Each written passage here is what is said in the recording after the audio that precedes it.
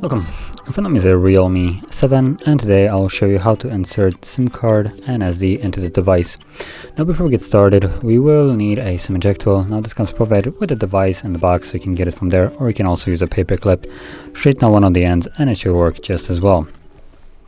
So from there, let's pop out the tray, which looks to be located on the upper left side of the device. So right over here. And once you press it in, the tray will pop out.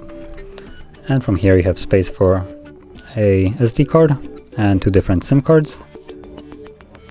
So place them accordingly, and then while holding it securely so it doesn't fall out, insert it back into the device, and we should get a pin. There we go. So that's the pin for the SIM card. So obviously SIM card is working, and SD card should be working as well. Just give it a second. Hopefully. Oh, not what I'm looking for. So let's look for storage.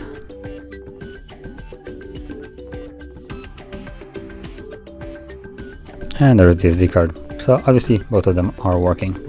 And that is how you would insert it. So if you found this very helpful, don't forget to hit like, subscribe, and thanks for watching.